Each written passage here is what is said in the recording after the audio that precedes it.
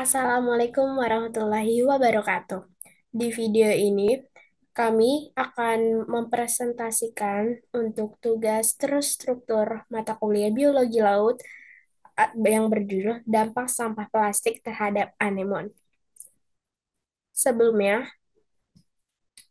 perkenalkan diri kami bertiga, yaitu saya Syahla Azhar Nafisah dengan NIM L1A 021086, rekan saya yang bernama Muhammad Alvin Hikmawan dengan NIM L1A 021084, dan rekan saya satu lagi yaitu Adiat Malatifka dengan NIM L1A 021082. Oke, selanjutnya adalah pencemaran sampah plastik pada laut. Jembek tahun 2015 menyatakan bahwa Indonesia masuk dalam peringkat kedua dunia setelah Cina menghasilkan sampah plastik di perairan mencapai 187,2 juta ton. Lalu selanjutnya itu, apa itu anemon? Anemon sendiri adalah golongan Coelenterata, merupakan invertebrata yang sebagian besar hidupnya di laut dan ukuran tubuhnya merupakan yang paling besar, baik yang soliter maupun yang berbentuk koloni, jika dibandingkan dengan invertebrata lainnya. Lalu dampak sampah plastik pada anemon. Menurut Kuhn et al. Pada tahun 2015 menyatakan bahwa anemon yang menelan makroplastik. Kami menemukan bahwa B. reynaudi ini salah satu spesies anemon mudah menelan makroplastik dengan penyerapan yang tercatat di atas 70% dengan pengambilan sampel antara Mei 2015 hingga Agustus 2019, menunjukkan frekuensi tinggi asupan plastik termasuk partikel dari beberapa bentuk dan warna dan sebagian besar spektrum ukuran partikel mikroplastik yaitu lebih besar dari 200 meter. Maka dalam studi ini juga dalam studi atau jurnal yang kita baca juga dilaporkan konsumsi makroplastik oleh anemon berpasir yaitu Bunodactys reynaudi atau disingkat B. reynaudi yang tampaknya menjadi catatan pertama konsumsi makroplastik yang dimana uji laboratorium telah menunjukkan bahwa spesies lain dari anemon menelan serat mikro ini menurut D. Orte et al. Yaitu pelet plastik praproduksi ini dan mikrosphere plastik dan dari pencuci muka komersial ini yang sering dikonsumsi oleh anemon dalam upaya untuk memahami mengapa sih anemon laut ini menelan plastik.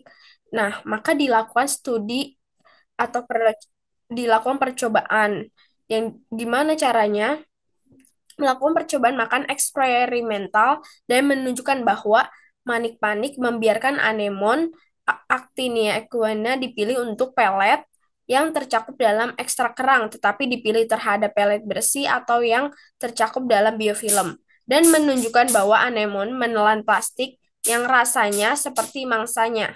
Namun, sedikit yang diketahui tentang anemon yang menelan sampah plastik di alam liar. Jadi, sebenarnya kasus-kasus ini belum terlalu banyak atau belum terlalu banyak diteliti lebih lebih lama oleh para peneliti. Nah, lalu dijelaskan juga secara keseluruhan yaitu yang tertelan adalah plastik meskipun 8 rumpun pancing plastik pada saat percobaan memiliki kait logam atau pemberat terpasang. Maka dan juga item yang non plastik ini adalah karet gelang hitam dengan berat 0,1 gram dan jenis sampah yang paling umum tertelan adalah potongan fleksibel pembungkus makanan dan dari kantong ataupun paket. Nah, maka mengapa seekor hewan ini kita bicarakan secara umum mengapa seekor hewan dapat menelan plastik itu dikarenakan tergantung pada strategi makan dari perilaku spesies tersebut atau hewan tersebut ya. Nah, anemon kan memiliki kompensasor yang merangsang perilaku makan ketika mangsa terdeteksi. Ini menurut penelitian dari Carnio dan Derby pada tahun 2017. Lalu dijelaskan juga dan oleh karena itu dapat menelan plastik yang rasanya seperti mangsa, baik karena adanya epibion pada plastik yang rasanya seperti mangsa atau karena fagostimulan dalam plastik itu sendiri. Ini menurut Davenport dan kawan-kawannya pada tahun 2011.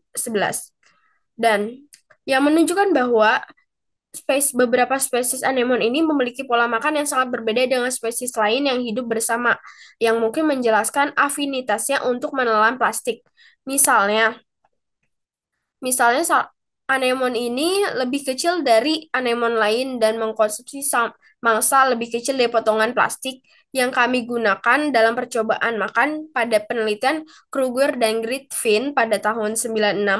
Jika dibandingkan dengan anemon lain dengan ukuran yang sama, jika dua anemon ini ada ukuran yang sama, maka kebanyakan salah satu anemon memakan kerang seperti kerang lain, sedangkan spesies anemon lain yang berbeda akan memilih krustasea kecil atau ataupun lebih menyukai gastropoda. Dalam percobaan makan eksperimental ini, pada spesies B. reinaudi menelan proporsi HDPE fleksibel yang lebih tinggi yang telah tersuspensi dalam air laut daripada HDPE bersih atau HDPE yang tercakup dalam ekstrak kerang. Nah, ini menunjukkan bahwa mereka tertarik dengan rasa biofilm mikroba yang ternyata tidak memicu pemberian makan. Respon pada spesies lain berbeda, namun B. reinaudi masih menelan 31% dari potongan HDPE bersih dan oleh karena itu tidak dapat dikesampingkan bahwa fagostimulan berperan dalam konsumsi plastik. Nah, dijelaskan juga bahwa eksperimen menunjukkan bahwa anemon laut dapat menelan partikel secara langsung dari kolam air dan dengan mengkonsumsi mangsa terkontaminasi. Oleh karena itu, jika suatu mangsa tidak sengaja mengkonsumsi makroplastik ataupun sampah plastik lainnya dan lalu anemon itu memangsa mangsa tersebut, maka maka anemon akan ikut terkontaminasi.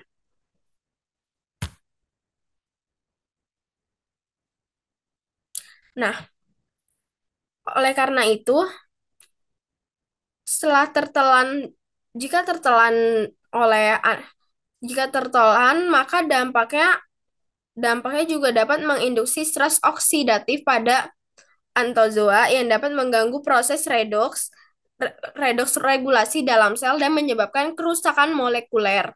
Selain itu, menurut Okubo et al. Pada tahun 2018 pada penelitiannya menyarankan bahwa asupan mikroplastik dapat menekan penggabungan alga simbiosis ke dalam sel inang, anemon, dan merusak inisiasi hubungan simbiosis antara actiniarian dan alga.